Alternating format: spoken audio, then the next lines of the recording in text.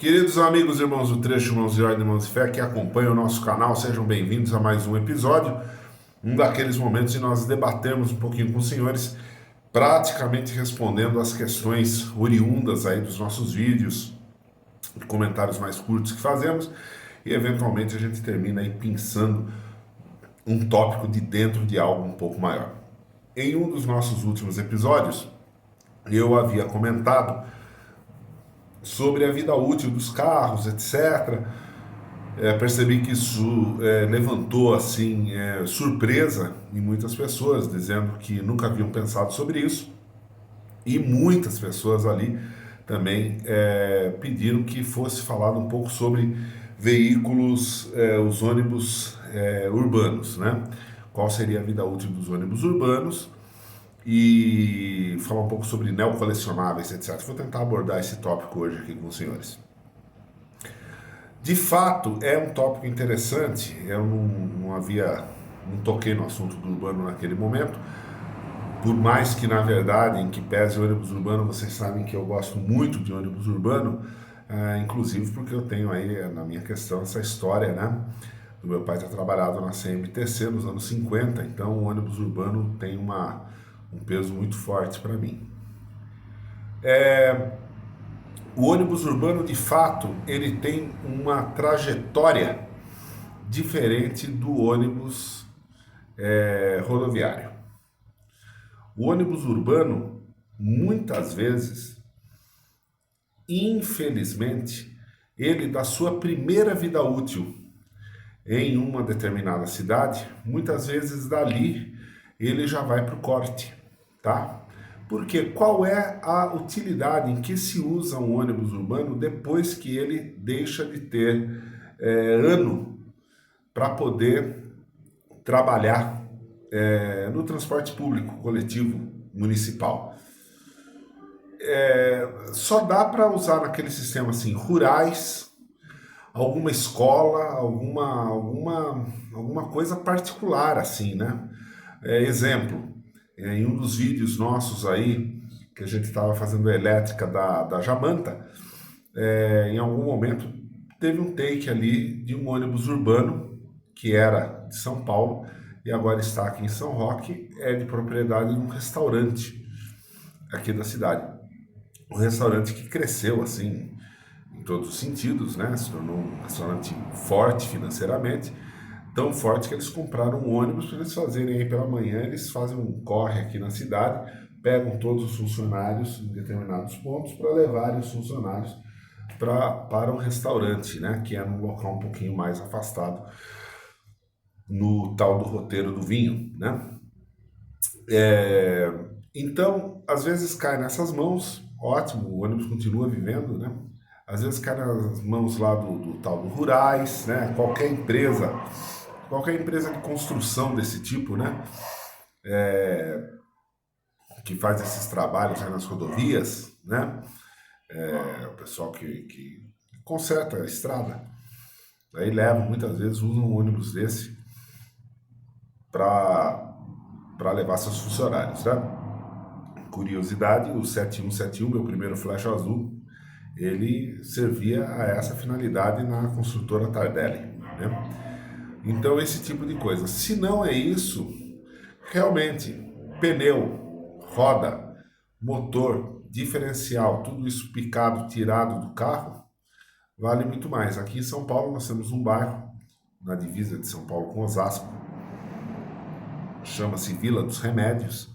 Ali nós temos várias empresas que trabalham, que ganham a vida, que fazem seu dinheiro honestamente, desmanchando ônibus e vendendo isso daí que eu estou falando. Você chega lá, você tem motor O500, você tem vários.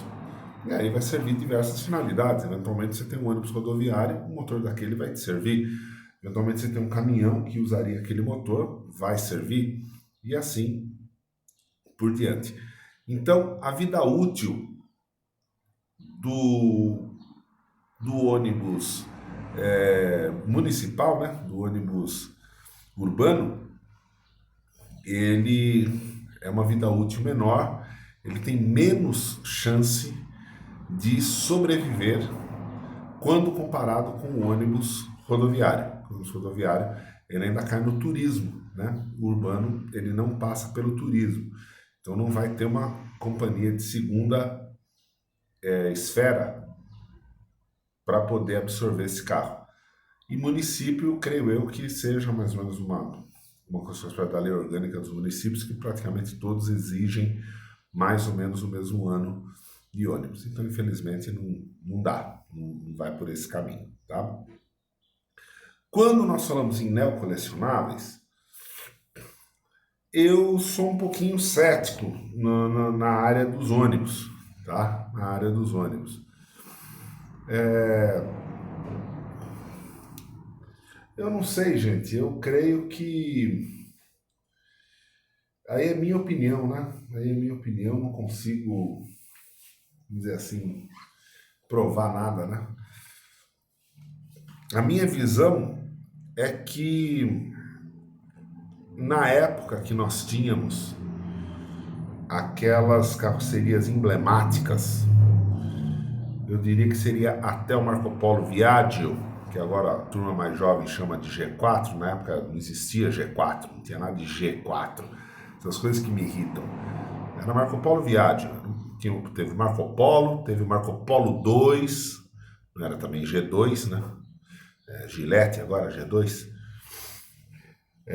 Então tinha o Marco Polo 2, Marco Polo 3, e daí veio o Marco Polo Viaggio, que foi na época, quem é da época lembra, né? Flecha Azul é Flecha Azul, eu também acho, Flecha Azul é imbatível, Flecha Azul é um negócio, é diferente, né? Assim, né? Flecha Azul não vamos colocar nesse meio.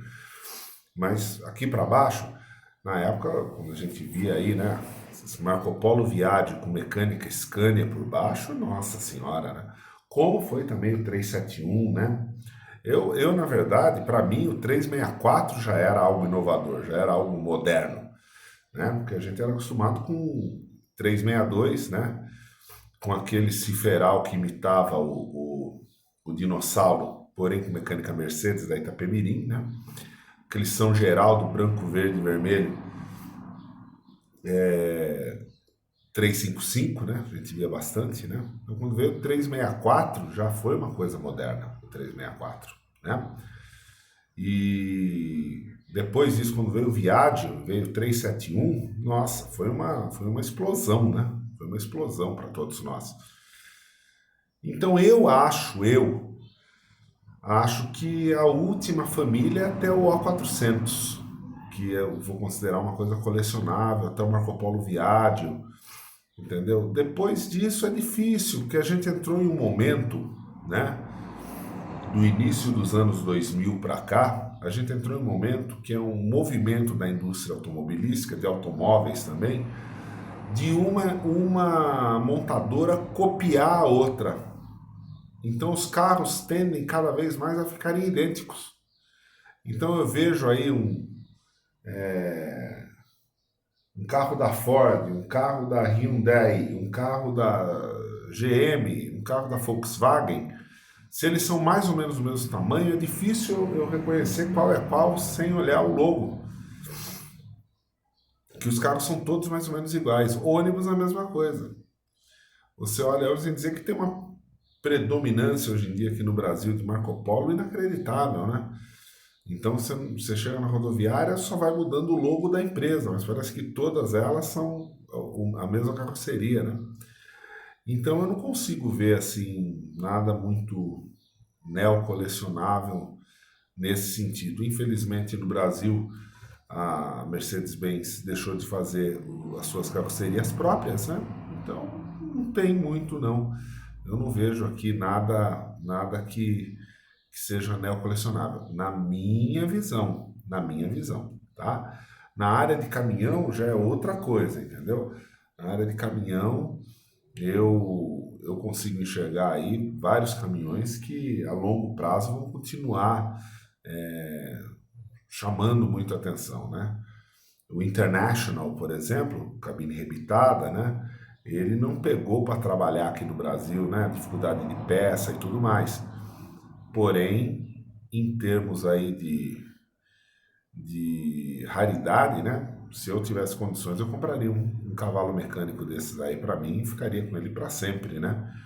É um caminhão com todo estilão americano e tal. Tá difícil, hoje em dia quando você acha um já tá com mecânica Scania, o pessoal vai mudando, né? Então tem essas coisas aí, né? É uma Scania V8 das mais novas, né? Dessa série já, série 4, né? Então seria também bem interessante, infelizmente, um veículo também que ainda é muito caro. Você comprar um carro desse para encostar, para deixar como uma relíquia, você tem que estar com muita condição e assim por diante, né? Mas em termos de ônibus, eu não vejo nesse momento muita coisa acontecendo não, tá? Eu acho que os veículos mais novos que nós vamos ter vão ser aí junto com o Estrelão, né? O Estrelão acho que é um bom exemplo, mas já não é mais tão neo assim, né? Já é um carro de 20 anos aí. Não é isso, gente? Tá bom? Bom, gente, eu espero ter respondido aí a dúvida, a pergunta, a indagação, a provocação, tá bom? E logo a gente está de volta aí em um novo episódio. Muito obrigado e até a próxima.